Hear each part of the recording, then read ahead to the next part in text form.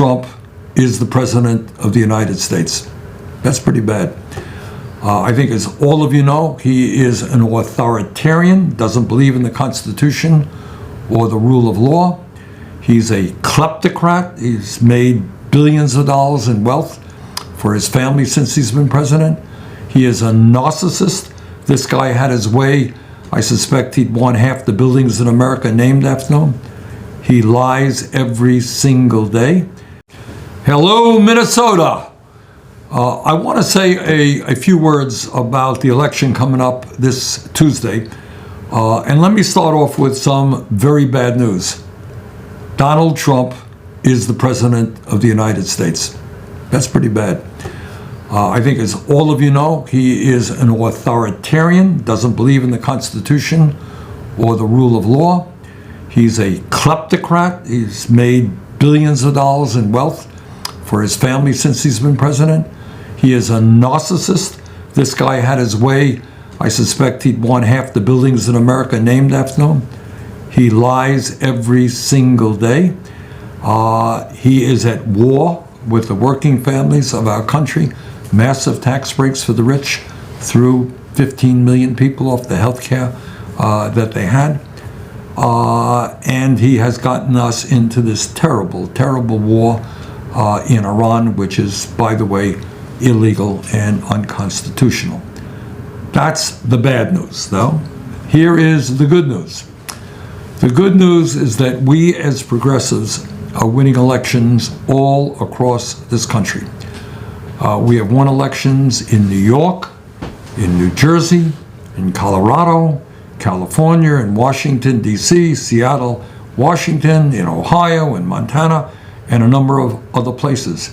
And as I think most of you know, just the other day in Michigan, the progressive movement won 2 congressional elections and the Democratic nomination for U.S. Senate with Dr. Abdul El Sayed. Okay, tremendous winnings, 3 in a row in Michigan. So why are we winning elections? And I think the answer is obvious. People are sick and tired of status quo politics and establishment politics and establishment policies. They understand all across this country, in Vermont, Minnesota, Michigan, everywhere.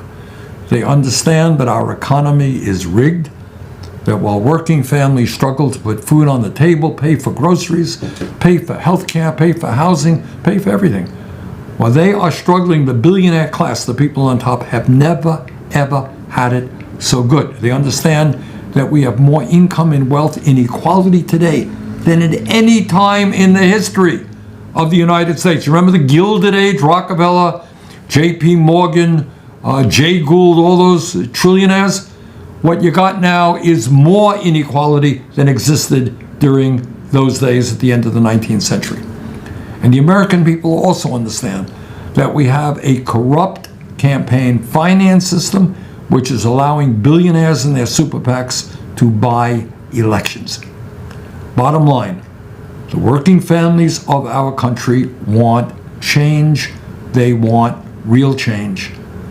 That's why progressives all over this country are winning elections, and that's what Tuesday's election in Minnesota is all about. Peggy Flanagan understands that we have a corrupt campaign finance system, and she knows that very well because she is experiencing it right now. Billionaires and their super PACs are spending a record amount of money against her in this election, somewhere around $20 million in the state of Minnesota. And if you can believe it, Peggy is being outspent 7-1 in outside spending. You know, what Peggy believes and what I believe, we believe in democracy.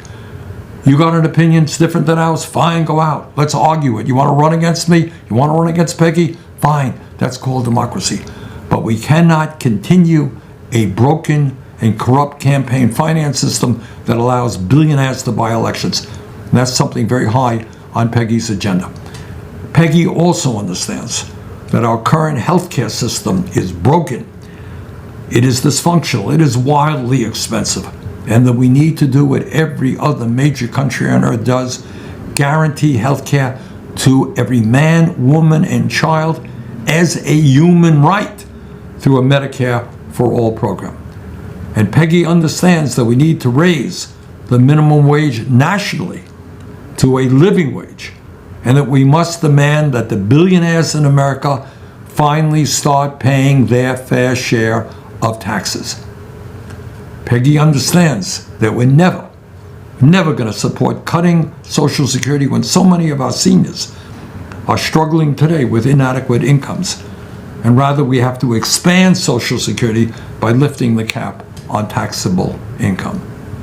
And she understands that we cannot allow Elon Musk and Zuckerberg and Ellison and Altman and other multi-billionaires to push their AI, their artificial intelligence policies, their robotics policies through without strong safeguards. In other words, we've got to make AI and robotics work for working families, not just for the wealthiest people in the country.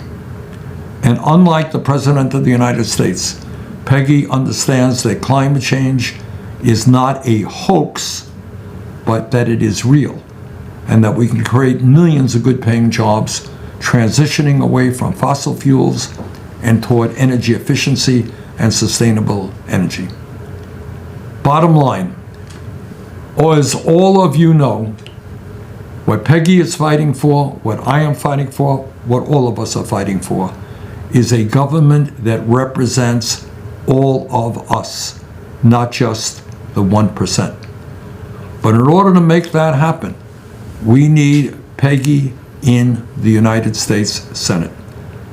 So please, in the next few days, you got 4 or 5 days left to the election, in the next few days, do everything that you can to see that Peggy Flanagan wins the Democratic Senate primary, and that she becomes, in November, the next U.S. Senator from Minnesota. This is an enormously important election.